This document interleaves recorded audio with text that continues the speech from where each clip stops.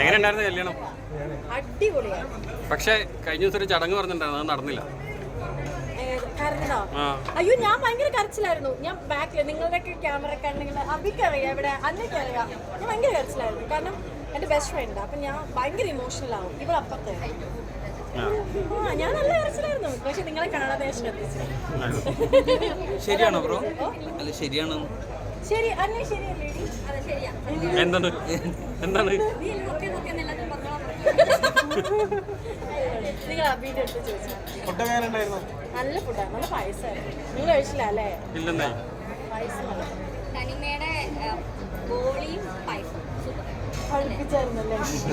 പഠിപ്പിച്ചാണോ? അല്ല,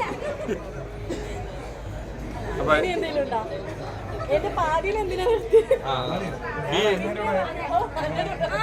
ഈ പാതിനെ കൊണ്ടുവന്ന് ഇങ്ങനെ കരഞ്ഞ് വീണ് പോയി കഴിഞ്ഞാൽ കൊണ്ടുപോകാൻ വേണ്ടിട്ട് കൊണ്ടുവന്നു.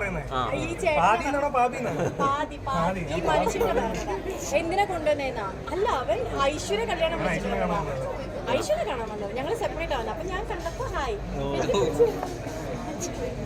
അത്രേ ഉള്ളൂ. അത്രേ ഉള്ളൂ.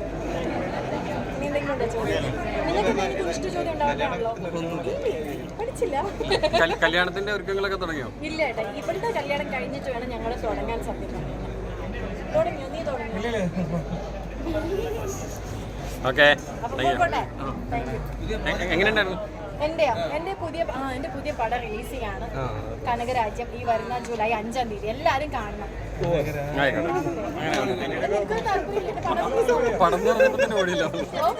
പടന്ന് പറഞ്ഞപ്പോ ആള് വിട്ട് താല്പര്യമില്ല. അപ്പൊ എല്ലാരും പോയി കാണണം കേട്ടോ. പുതിയത് പടം 2 റിലീസ് ചെയ്യാനുണ്ട്. ഒന്ന് സൂപ്പർ സിന്ദഗി, ഒന്ന് കനകരാജ്യം.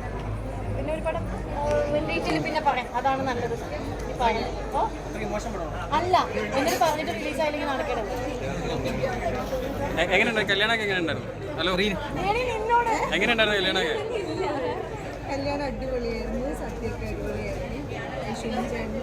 ആശംസകൾ. എല്ലാവിധ വിവാഹ മംഗളാശംസകൾ.